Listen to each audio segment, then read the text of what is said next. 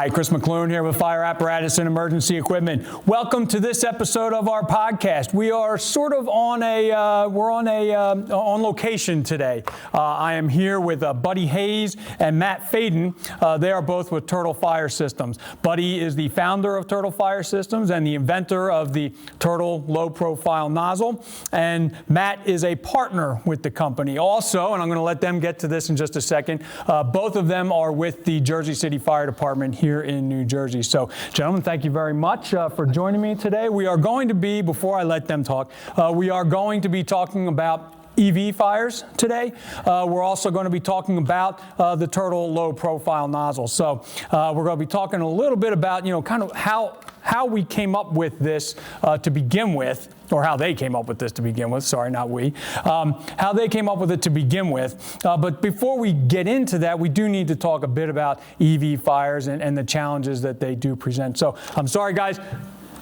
Buddy, I'll turn it over to you. Introduce yourself. Matt, introduce yourself. All righty. How you doing? I'm Buddy Hayes, captain of the Jersey City Fire Department, 23 years now experience. Founder and inventor of the Turtle Fire System, as you see here. We started this back in 2022, so it's been a ride. My partner Matt here, he's been with us since almost the beginning, and let him take it away. What's going on?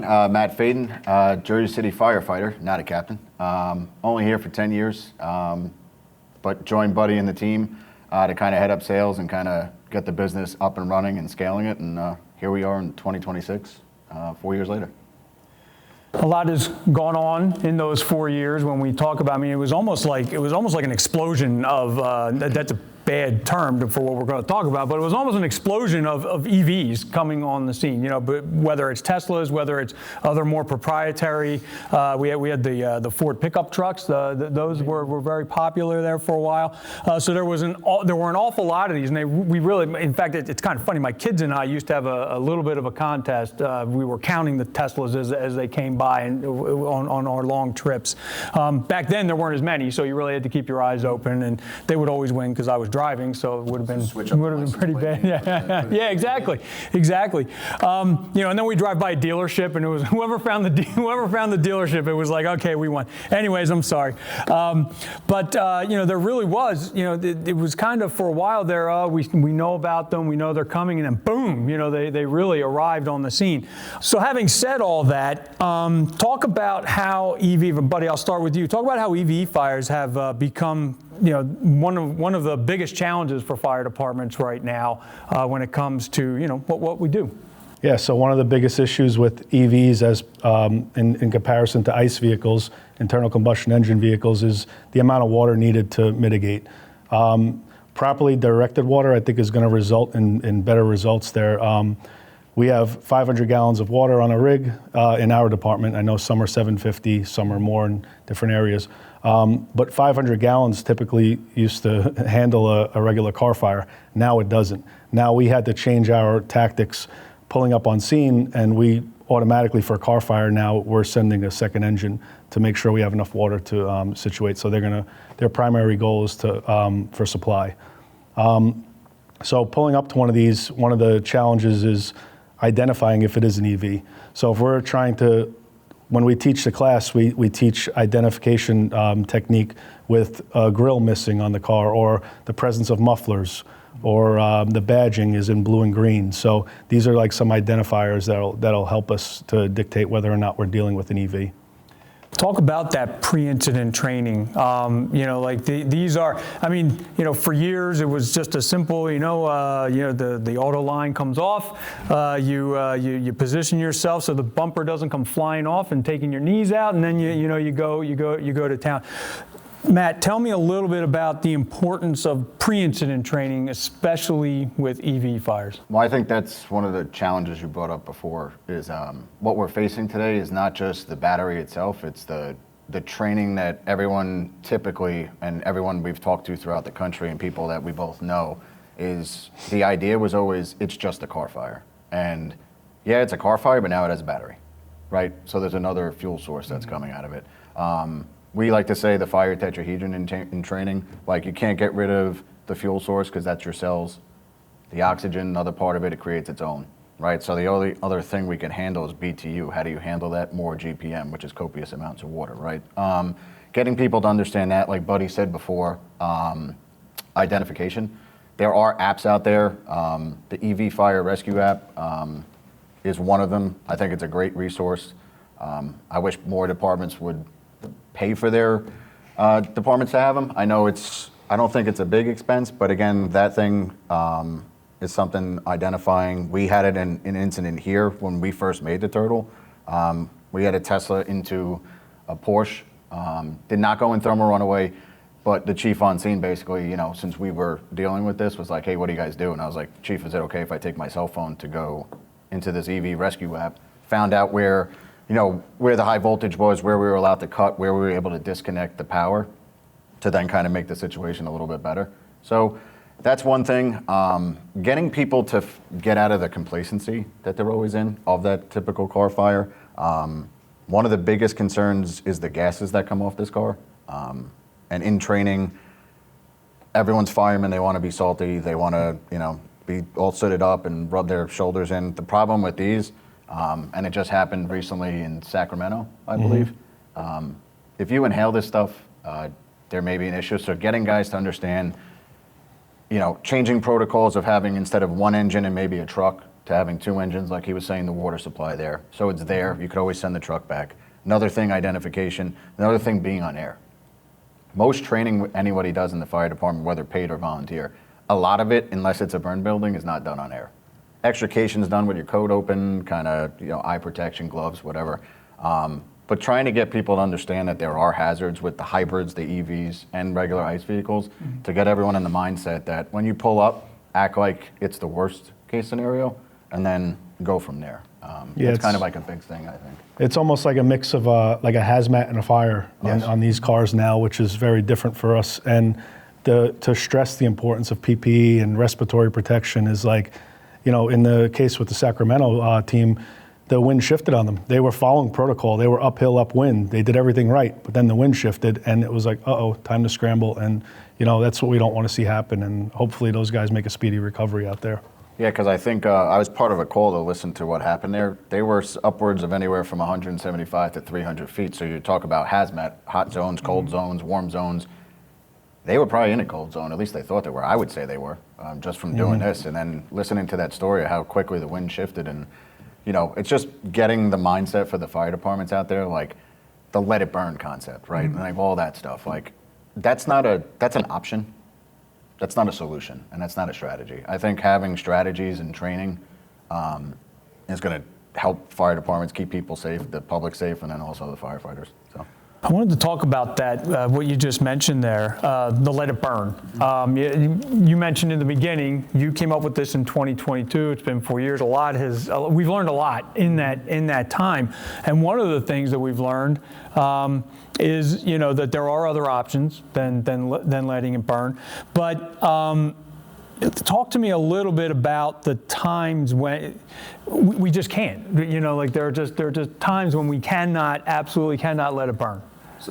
Again, I'm going to hop in just real quick because he's going to hop off what I'm going to say and I'll forget this. So sorry about that. But let it burn. So whenever we go out and we train and we teach, we say that the best thing to do, according to some people, is let it burn. Now, that's not always the case. And as the fire service, hearing people say let it burn, to me, is just crazy. Like, if a warehouse is on fire, you don't just all pack up and go back to the firehouse and say, let it burn. That, you go defensive, right? So you need tools in the toolbox, you need strategies to have, whether it's a car accident with an extrication, a parking structure, a garage attached to a house. Now, there's a lot of training we've done. I've seen a lot of training online. There's tilting the vehicle, shooting water on the underside with a 2.5 monitor and nozzles and things like that. The amount of manpower that's needed, climbing on the cars and doing all this cool stuff for Instagram, that's great. That's not safe. And Sacramento was a perfect example, not to call them out, but perfect example of like the hazards that you're facing. You do not want your guys kept in this environment. And the let it burn concept, if you can, great. To me, that's an option. That's not a solution. You need tools in the toolbox, whether it's low profile under vehicle nozzles, whether it's agents, whether it's a blanket. You need tools in the toolbox. You need to understand what those tools do for your fire department, and then from there, you could have a strategy. Maybe that strategy is let it burn. If you're in the middle of nowhere, there's no hazard, there's no people in it, let it burn. Cool. But in the middle of a city that we're in right now, nice summer day, people are eating outside, and a car goes in thermal runway in the middle of the street, you can't let it burn, right? Inside of a parking structure, 12 stories up, underground, with 80 stories of apartments above it, that's just not happening. And there's incidents out there where, you have collapse and issues like that. So letting it burn, like I said, option. Unfortunately for the fire service, at least the way I feel, and I feel Buddy feels, and a lot of people we talk to, that's not a solution. And you need strategies and solutions in order to come Right, and exactly what you just said. With inside a structure, it becomes a whole new animal. Now you're dealing with structural integrity and collapse, and we've went down the rabbit hole on some of these, the construction of the majority of parking structures out in the country now, and it's platform pre-stressed concrete, right? And they're just laying these things gravity rested, and I will mention his name. Glenn Corbett was very helpful with walking me through a lot of that stuff, because I had a litany of questions for him, and he was great to address it and give me the time. He did say that the standard for the concrete is a 1928 standard. So now that is not to say it's not strong. It is, but we're dealing with heavier vehicles now with these EVs. We're dealing with heat release rates that are 3 times that of an ICE vehicle. So it's a different game. So being inside a parking structure, now we have to really direct our crews to protecting the integrity of the structure at the same time addressing the EV. So it's very challenging.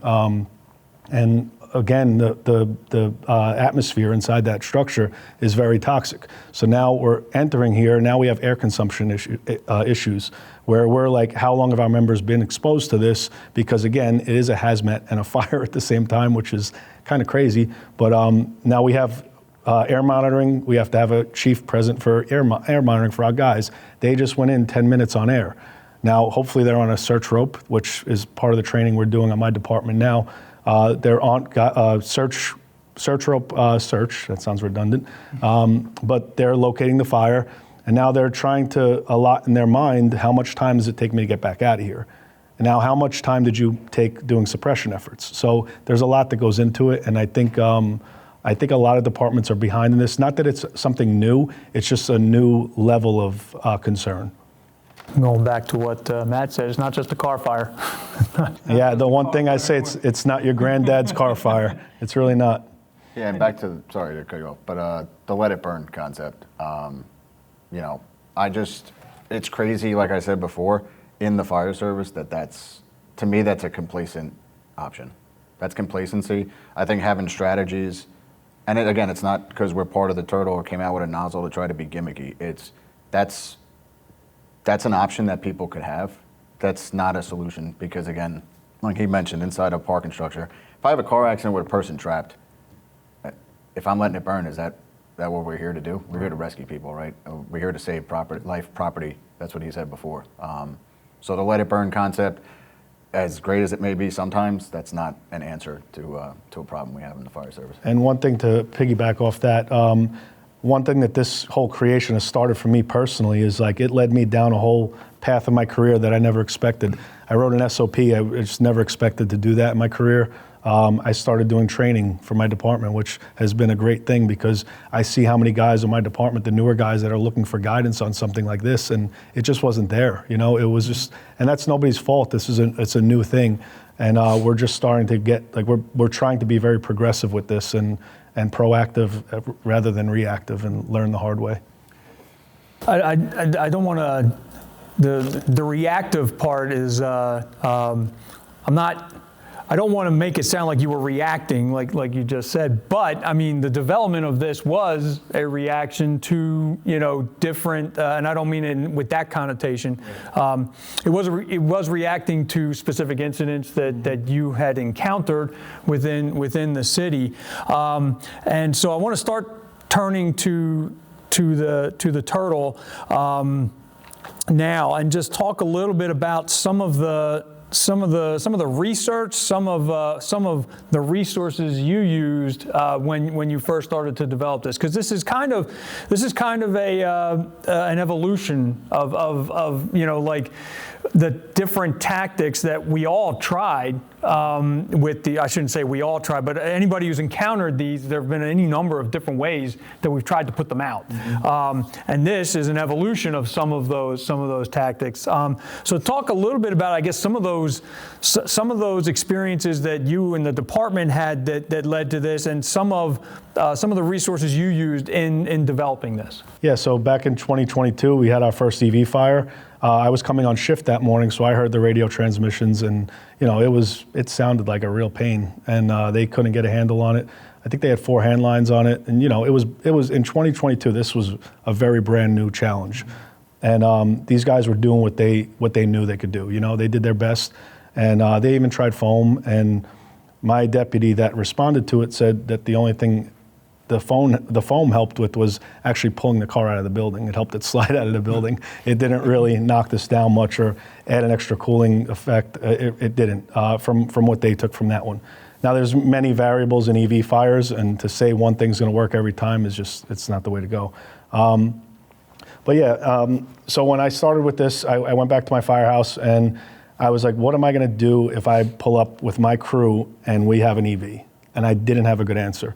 And I thought, maybe let me check the rig, because firemen are firemen. We always try and find a way to adapt and overcome, and like there's got to be something on the rig that we could handle this with. And I found the cellar nozzle, something we're all used to doing. I've used it like twice in my career. And other than that, like some guys will look at that and be like, yeah, that belongs in the museum, but it has its use, it has its purpose. And I actually did some training with the guys to show them what it looked like. We were lucky we had an abandoned building next to our firehouse. We cut out a hole in the floor, dropped it through, let it flow, like that's what it does. They were like, okay, that makes sense now. So I'll stop on that. I could go for days on that. But yeah, so we took that now and threw it on a 2.5-inch line. I attached ropes to it because I didn't know what kind of nozzle reaction this was going to have when we charged it.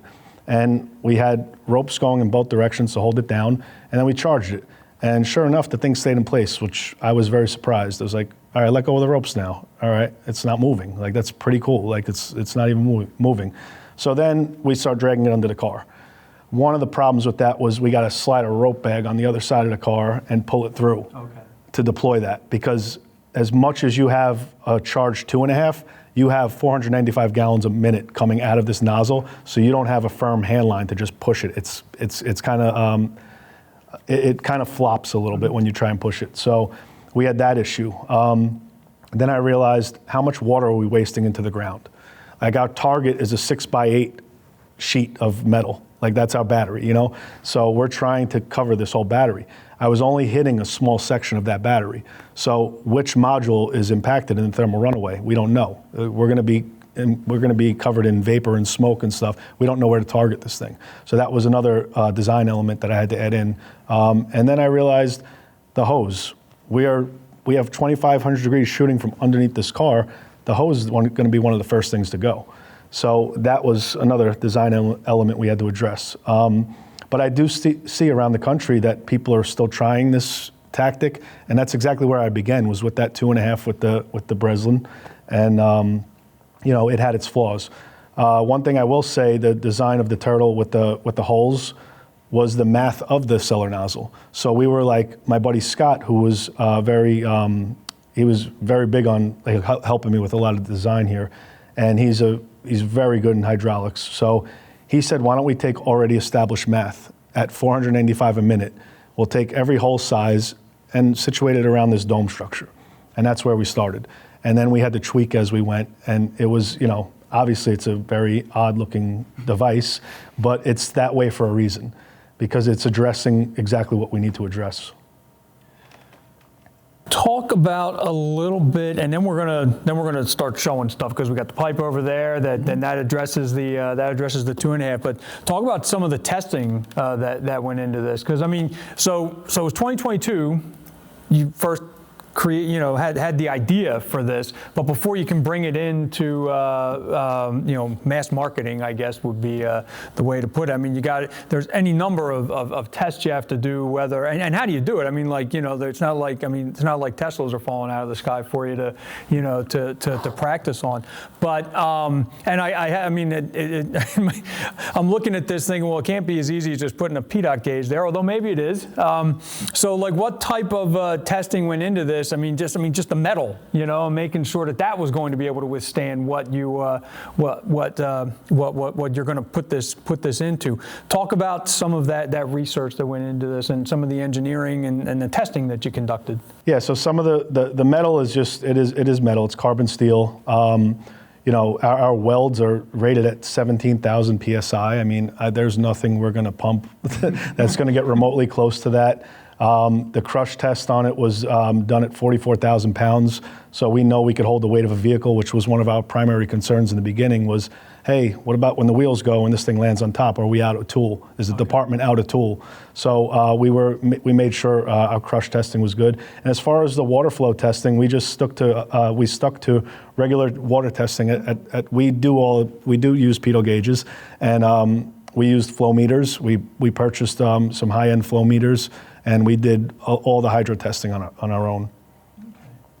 Well, let's get that pipe over here now, and then we'll get into some of the unit itself.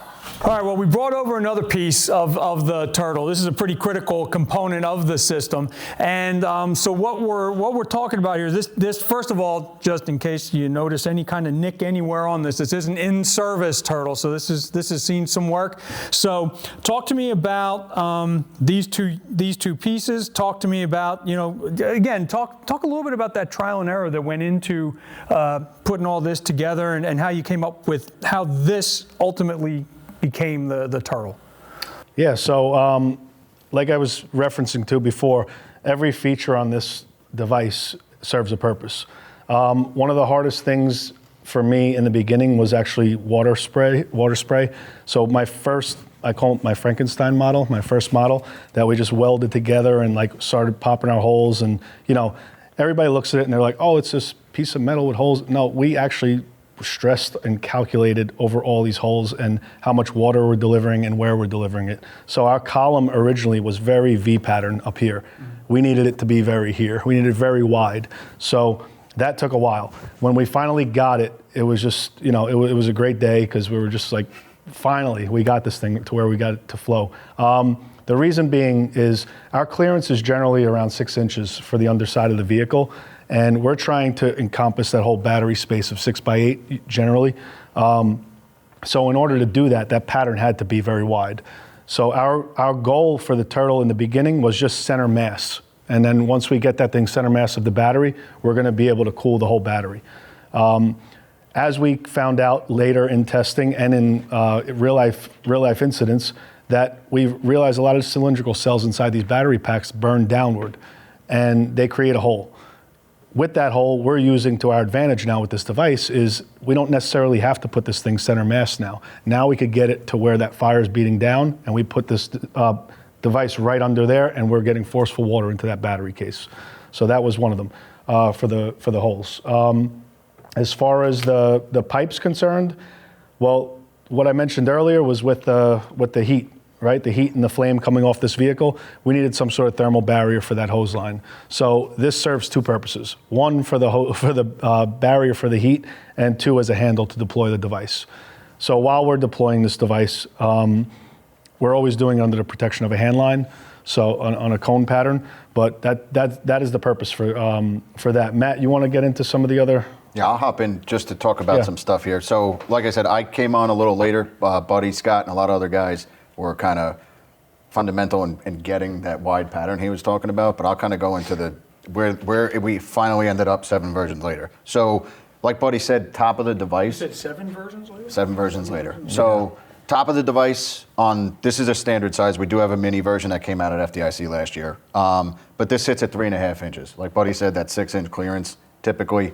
So this is your highest point. When they were making it, steel, aluminum, lightweight, heavy duty. Like this is made out of steel. It is a heavier item, but we wanted durability in the fire service versus aluminum. The melting temperatures, everything that was going on, we wanted steel. And the big concern, like he said before, what happens if the modules fall out, the car fails, and anything like that?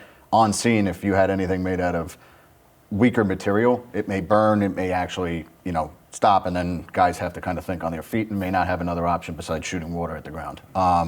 So highest points here, front slide plate is what Buddy created here. So that's what we're gonna use to deploy. You're gonna slide it on the ground. A lot of people ask for wheels or like kind of a different material. The problem was that would melt or burn off or break off, and we'd have to send you a new one every week, and that's just annoying, at least for me. This front loop here, Buddy and them created it, basically rope, carabiner, chain. Depending on the incident you're in, and you can do it, you can kind of clip this, kind of pull it across versus putting your guys potentially back in a hazardous area if that was the case.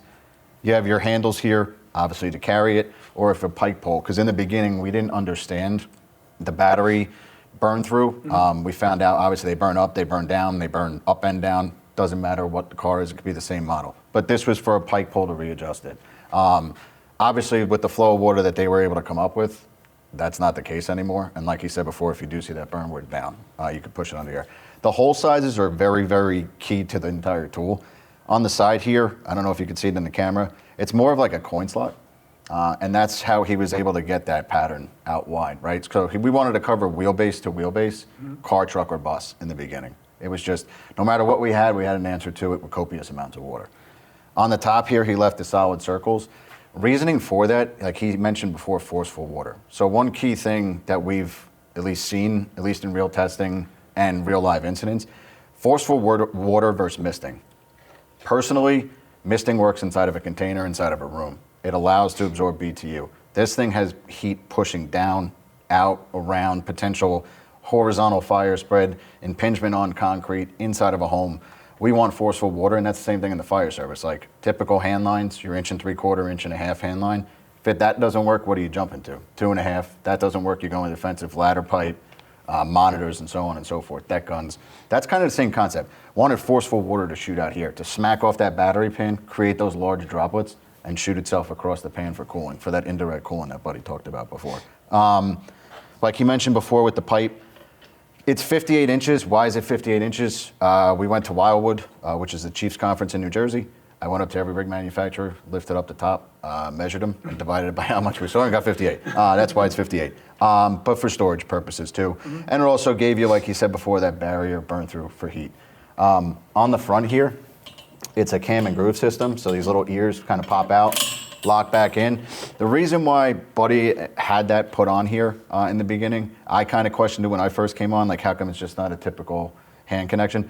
Because this is fundamental to use this. If this was any sort of like regular swivel coupling here, guys would just hook the hose up to it. It's force compliance. Gotcha. Yeah. Okay. So again, everything safety and everything else went into what he made this tool for. So that force complies to use the pipe, and then that's basically where your hose would get connected to. And then you would deploy it from there. I'll let him go into anything else I might have forgot, but I don't think I forgot anything in terms of the construction. Well, one of the things that I hear a lot too is the amount of water. They're like, 500 gallons seems like a lot of water. And it's like, well, you'd rather have the 500 gallons and not need it than, the other way. So you don't have to flow this at the full tilt and get 500. You could flow this at 100 GPM if you want. It all depends on what you're dealing with.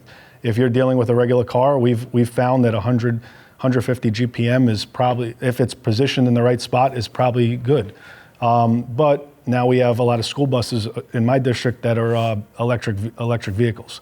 And we have kids on these vehicles now, and it's like, all right, we have an 11-foot battery underneath them. So we're gonna want the 500 gallons there. We might even want 2 of these under there for a battery of that size. So I just wanted to add to what Matt said about the volume. We talked about placing it in service, like how we're doing it. But what about the guy back at the pump panel? What did you guys come up with for pump discharge pressure and stuff and things of that nature? Yeah. So on scene, we're like, it's going to be situational dependent. So full tilt for this device is 150 at the panel, which is going to yield 100 at the with friction loss. It's going to be 100 at the device, which is going to allow 500 GPM on the big one. The smaller one's around 300 GPM. But yeah, it's all situational dependent on what we're going to be flowing and what the pump pressures are going to be. Okay, just thinking out loud, that's because especially, is there a lot of friction loss in the pipe? I got to think probably not, right? No. You're just really the hose line going to the pipe Right. is really where that all is. Yeah. And then one of the things we get too is like, oh, what if it's off the highway and this and that? We're going to stick to the same principles we always have. If we have to overcome distance, we're going to go large diameter hose. Okay. And that's going to cut down your friction loss. What you're supplying, that's. So there's really I think what's important there also is this is your nozzle, you're trying to come up with the nozzle pressure. That's really, that's all it is. It's just another, it's nothing special. It looks a little different, but it's a nozzle. That's it. And that's what it is. Now, one of the things that I love about this is that it's firefighter created. I don't think there's anything better than firemen sitting down at a table and coming up with a solution to a problem, and then of course being able to build it. But another great thing about this is that once it's in service and once everybody gets a look at it, whether it's Jersey City where it's the engine company all get to look at it, or whether it's more like where for me a volunteer fire company where like on fire school night and there's 27 people, they're all looking at it. They're all coming up with different ways of using it. So talk a little bit about some of the other things you've heard about this being used for. Yeah, so it's crazy because like you said, firemen are going to be firemen, right? Like it's developed to cool an electric battery. But as we started to get it around the country, we started to get more feedback. Hey, we used it on this. Hey, we used it on that. And then the throw on this tool in particular, the larger model, is roughly 40 feet by 60. So one of my chiefs recommended exposure protection, and we've used it in this city quite a few times now.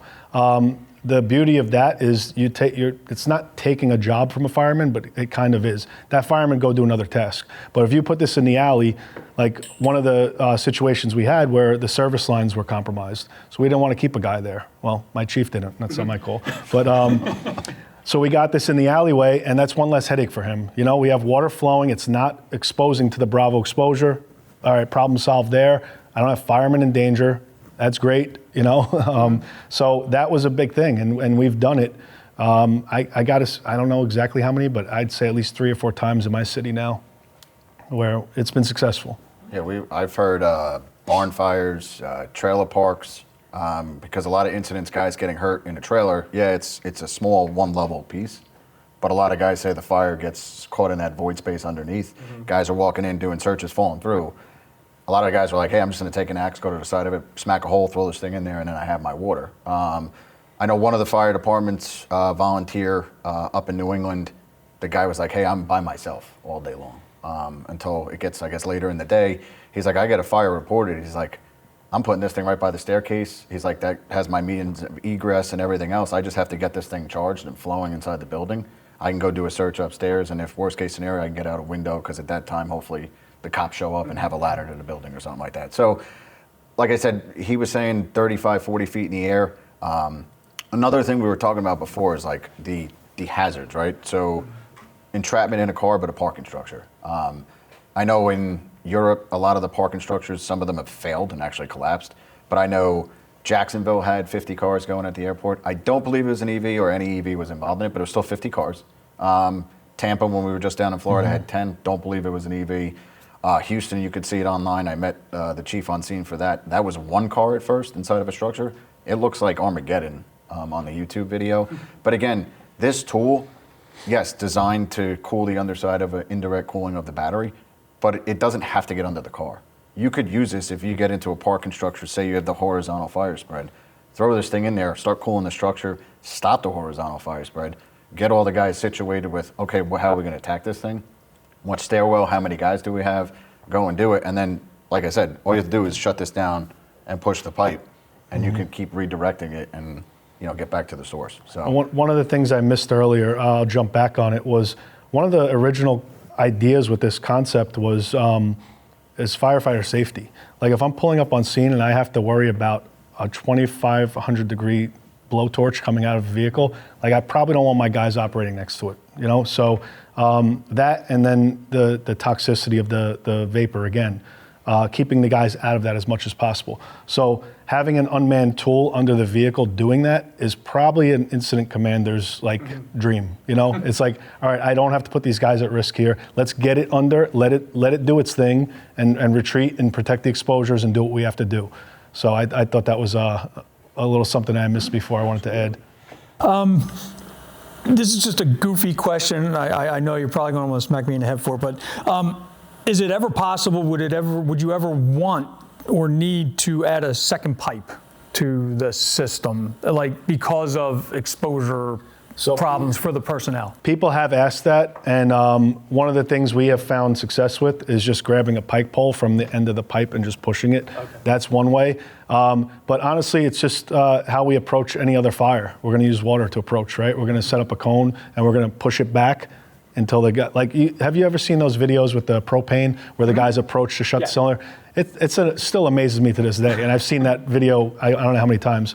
It's just amazing that fire stays inside that cone, and that's the same concept we applied while we're approaching the vehicle. So as we're doing that, we're just coning this, and we're getting as close to that as we can, and the guy's going to put this as close as he can as well. Yeah, so the tactic based on that is basically car fire, right? You're going to get off with the hand line, start attacking it. Once one person, so we had this one firefighter approach where one person can set this up for manpower issues. Basically, this gets set up, I give you a thumbs up radio transmission, try to get as close as I can. Uphill, upwind, 45-degree angle, the whole nine, but sometimes that's just not possible. And like Buddy said, you're going to open up that cone and push all that away. So that's why this secondary pipe to it doesn't make any sense. And then it also, with the way the fulcrum would work to push this, it might get a little weird with the middle coupling, like where the weight is and everything else. So, okay. Talk a little bit about storing this. You mentioned that you went down to Wildwood and you went to all the manufacturers to figure out the ideal length for this, but I'm guessing probably there have not been any rigs purchased by Jersey City since you came up with this, specifically designed to carry this, or maybe there have been, but talk a little bit about just storing this on the rig. Where do you find people putting these? This probably could go into a compartment on a lower shelf. Pretty simple. I think this one's the challenging one. Or you could have a V bracket up against the wall and just slide it kind of in. With this, if it fits, like I said, in the compartment space, you could just take 2 pack mount straps, pack them down. That's how we have them on some rigs. Some of our newer rigs have a void space. They push the pipe through. It's just an empty kind of open space between the entire length or width of the rig, and they push it through. Another thing also, you could actually buy a cap. It's like a little plastic peg that would peg into that, and then push it into your hard suction, and then buy the end cap and just cap it into that for storage, if you had to. Yeah, people are getting creative with storage. They are. We, right now, we're like, sometimes we have a spare rig, and we don't have it in our normal spot, but we have a well on top of the rig, and we just drop it into the well. So, you mentioned in the beginning the smaller version of this that came out last year. Just tell me a little bit about that. The thing behind why you went with that. Is it still 500 GPM? Like what changed? What is smaller about it, and why? What was the driving force to creating that? So he'll like this. So. Buddy in the beginning went to a lot of different training. Like at that time when he first invented this, was asked to go even with our own department with people from the FDNY and other agencies, and people were saying you don't need that much water, misting, and that whole debate started to happen because there wasn't a lot of testing out there, even for us. He came back and was like, "Oh, we should make a small one," and I'm like, "Well, then people are going to say like, well, which one doesn't work, right?" So, crazy enough, we had an automotive manufacturer in the UK. Find us online, asked us to shrink this by 33%. The 33% reduction gave us the size of the mini turtle. The only difference is the hole sizes are smaller, and the unit sits, it's 18 inches, this is 18 inches in diameter, that's 15, sits 2.5 inches off the ground versus 3.5, and then 1.5 inch pipe, and it's 2 pipes versus 1 long 2.5. But basically the concept of it, they actually mounted that unit in the ground as a fixed system and piped it into a hydrant system. So while all that was going on, the airports around here, Port Authority of New York and New Jersey, purchased the larger one. We went to the airport to train them and kind of talk about it a little bit with the chiefs. Their bridge and tunnel agency was there as well because they managed the Lincoln, Holland, and George Washington Bridge. And basically, they said, well, we only have 60 PSI in an old antiquated system. 60 PSI through this, take your garden hose at home, take the top off, don't put your thumb on it. Where's my forceful water, right? I can't get like that real forceful water we want. Buddy was like, well, we have the small one. Like, what happens if we put 1.5-inch pipe? All right, let's go get an 1.5-inch pipe and put some couplings on it. Went to work, Back to the drawing board. and started flowing water. He sent me a bunch of videos, and like I said, Scott was involved with the measurements and the different pressures and stuff. And we were like, all right, this works for people who maybe don't have the space to put this, and maybe don't have water, like for instance, like a highway incident, where you have tenders or no hydrants or whatever, like, and you're not comfortable with the gating down, like in case someone's trapped, multiple people trapped, you just open that thing up and you're out of water already, right? So kind of gives you the option, because Buddy said before, the Mini flows between 250 and I'd say 300, depends on the inside diameter of 1.75-inch hose, because it's so varied nowadays. From like 177 to, I think it's like 2.01 or whatever it is now, 188, whatever. But you'll get different varying GPMs, but you could flow that at a little less pressure and you'll still get that force of water and the coverage that you're looking for. Yeah, and that, like I said, back to the drawing board, was with the Mini, we had to redo the holes now because all of our millimeters were off now because it was like a smaller cavity inside. And one thing I wanted to highlight too is one of the really important features of this tool is it being round. Back to the hydraulics of it, hydraulics operate ideally in a round condition. They don't like corners, they don't like edges. I mean, my buddy Scott that helped me with this uses the example of airplanes. Like airplanes had square windows in the beginning. Then they start to notice all the stress fractures, and now every airplane out there is aerodynamic. And aerodynamics, hydraulics kind of fall hand in hand somewhat. So I thought that was a pretty cool thing. No turbulent water coming in, so a lot of times we had guys saying, when I tried, like Matt said before, there were 7 versions of this thing. There were some that I tried all different things in the beginning, I did.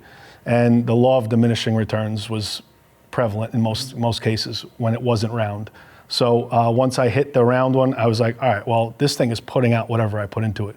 We had one of the departments call us after they purchased it. They said, oh, we got 660 gallons a minute out of this thing. I was like, something wrong with it? I was like, no, what'd you feed it with? Like 3-inch hose. It's like, well, there you go. So it was like putting out whatever we put into it. And it was like a good testament to like the durability of this tool. You just mentioned going back to the drawing board on a couple things, and obviously it's been 4 years. You've already come out with 2 different versions of this. Anything in the pipeline you can talk about? Anything coming down the pike that even if you can't talk about it, we should be watching out for? So I'm going to call it the Mini. I don't know what it's going to be called. It's the Mini version with even smaller holes, and it flows 150 GPM. And the purpose of that was I went to a couple meetings with the U.S. Coast Guard for shipboard fires. Okay. They do not have the pump pressures on a lot of boats, even ferries up in New England, out in the West Coast. They don't have the pressures that we have on the fire pumps. So they're overcoming friction loss. Obviously, like can't flow a lot of water because of the listing of the boat. So we wanted to stay with the durability. So we just said, okay, well, what happens if we just make the hole sizes a millimeter smaller? And we have a mini, which just got sent out to the West Coast for a trial, and that flows 150 gallons a minute. Okay. Some people also in your remote areas of the U.S. Have asked us if that could be purchased by departments because they have 0 hydrants and they're more comfortable with 150. They like the durability of made out of steel versus aluminum. They like the round shape and they like the forcefulness of water. So we're kind of tossing that idea. Don't know the name of it. I'm calling it the Mini or Maritime Mini or whatever we're calling it. Come up with something. But another thing I wanted to jump back to, we're jumping around, but hole sizes. Buddy brought it up and I forgot to say it. Another reason for the hole sizes, it wasn't just about coverage and forceful water. What we ended up finding out was anything you could educt into your system. So your ARF units and your chemical plants, they have foam in their trucks. If it's in the truck, you could get it out of the 2.5 unit. If you have to use the bucket with an inductor, you have to use the Mini version, but you could flow foam through it for a hazmat incident or a tanker fire or something like that. It happened down in Philly on 995. Okay. But something like that, you could use it. And also we found out standpipe systems. So standpipe systems, drafting, and hydrants potentially like being down or just being fixed from a water main break, they build up that gook and like caked up stuff in the sediment. The hole sizes, actually, we didn't know this until it happened to us at a demo. The hole sizes, as long as there's enough pressure to push everything through, there's nothing in here to create. Like Buddy said, that's why it was made out of a round dome. It just, everything releases. There's nothing to hold it back, the law of diminishing returns or edges or anything like that. As long as it can get through here, it'll break up in there. And it actually will come out. Buddy actually had a funny story that a paper bag was stuck in the hose. Yeah. If you want to hear that story real quick, that was a funny one. So God rest his soul, Bill Gustin, my friend, we were down in Miami. He invited us down to check this thing out. And we're flowing with the cameras rolling, and it looked like a genie was coming out of this thing. And I was like, I don't know what that is. He's like, what, you have a ghost coming out of here? I was like, I really don't know what that is. And I can't for the life of me figure out what this thing is. It was a plastic bag that was either in a hose or something that made its way through and was coming through here and wiggling like this. So it looked like a ghost, like a genie coming out of a bottle or something. And it shot the bag through though. It passed it. A full plastic bag, white plastic bag, which is, funny story. Well, it's good to know. I mean, that's a natural question. Like, what's going on? Could this thing get blocked up? It doesn't sound like it. Yeah, that was a lot of the things when I joined the team with him, Scott, and a few other guys. Like, the couple questions I had coming into it were, okay, like, why a dome shape? And then they, explained the whole dome shape. And then we actually had testing recently, and a car actually failed on top of the unit and sat on it. And we didn't know because we still saw water flowing until the car was out. The guys were walking over telling me and him, like, hey, man, the car is sitting on your tool. And I kind of looked at Buddy and I said, well, here's our test, right? Yeah. And they used spreaders and they pulled the tool out, and that's our demo mini unit, actually. Just has a little bit of soot on it. Yeah, the lady was very concerned that there was a car sitting on this, not knowing that we had 44,000 pounds on it. I said, put another car on top, it's okay. But yeah, it was just, there's a lot of cool things that have gone on through this entire kind of experience for both of us, I think. It has been a great experience. Well, as I mentioned before, this is in service right now, which means, people are purchasing these, they're using them, they're placing them in service. The only thing we haven't really talked about yet, in any kind of depth is some of the real world incidents that you know of where these have been used. Yeah, so the only thing we did have back in 2025 was testing. People were nice enough to invite us to a bunch of things. We got a lot of information for ourselves. Sometimes I can't use that data just based on who was running the test, and then real world incidents started coming in. And it's been pretty cool because we've heard so many different varying concepts of it. Like basically we found out burn through downwards, like Buddy was saying before you can get in there. We had an incident out in Arizona and basically the chief was like, yeah, man, we ran this thing for 2 minutes and the car was out, put a blanket on it, put it on a tow truck, see you later. Had another incident in the back of a container ship, a container going on a ship, sorry. Those guys ran it for 30 minutes. So again, that copious amounts of water. And then going back to it, indirect cooling. We just had something in Minnesota. The car was off-gassing inside of a gas station. Trooper came up, or a cop came up with the big bumpers, pushed it off to the side. Fire department shows up. It's off-gassing. They said they saw no flame. Deployed the standard size turtle. Flowed. In the news article, you can go to our website and kind of see these different incidents in our news section, but basically the news article says they ran 30,000 gallons of water. You'll get a bunch of people out there, that's crazy, that's a lot of water. I actually spoke to the chief and we found out the reason why they did that, they ran the unit, all the off-gassing stopped. So I was talking to Buddy about it, that indirect cooling, it seems like it worked, right? It's kind of like boiling pot of water, take a hose of cold water, shoot it at that, and it's not gonna boil anymore. That was kind of the concept, right? Indirect cooling. But basically that stopped everything there. And then it was at 150 degrees on the tick. The tow truck driver wouldn't take it unless it was under 100. So they had to run the unit for another half hour, 40 minutes, they said, which led to the 30,000 gallons of copious amounts of water in the news article, which then, copious amounts of water is kind of one of the things that we challenge. But again, Buddy did a lot of research into it and I'll kind of let him tackle the copious part. I mean, the funniest thing you just said there was that you had an EV in a gas station, but, Convenience store.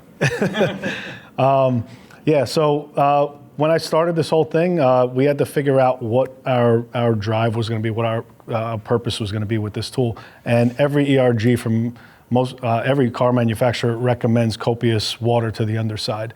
And it was that simple. It was just like, all right, we need to get water under this car. How are we doing it?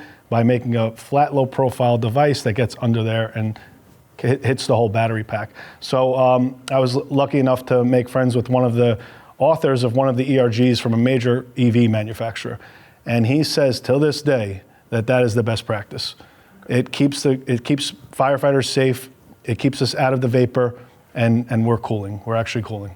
Well, we've covered a lot here on this. There's probably a ton more that we could cover. But should people want to learn more about this, how can they get in touch with you guys, and how can they learn more about it? They could go to our website at turtlefiresystems.com. There's a request form on there. It goes straight to the information. All of us get it from the team. One of us will respond. We try to do it within 24 hours. You don't have to ask for a quote and be salesy about it. You could just ask for information. Okay. From that point, you could reach out to us. We could try to set up regional demos, come out to your department, talk about tactics, because like Buddy said before, he wrote the SOP here as part of training for our own department. We've talked to people throughout the country, part of their training.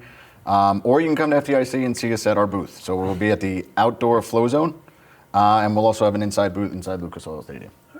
It'll be posted on our Instagram and LinkedIn, the booth numbers, and you guys can come there and come chat about our devices. Well, again, guys, thank you very much for taking the time to talk to me about this today. If you are interested in any of our previous podcasts, they are all archived at www.fireapparatus.com/podcast. If there's a topic you'd like me to cover, you can reach me at chris.mcclune@clarionevents.com. And if you'd like Buddy and Matt to come on again and talk more about this, maybe delve a little deeper, maybe pick one component of this or one part of this to really do a deep dive, let me know. We'll get them back. It was only a little drive to get here for me, so no problem at all. So again, guys, thank you very much. Again, this has been Chris McClune with Fire Apparatus and Emergency Equipment. Have a good one and stay safe. Thanks, guys. Thank you.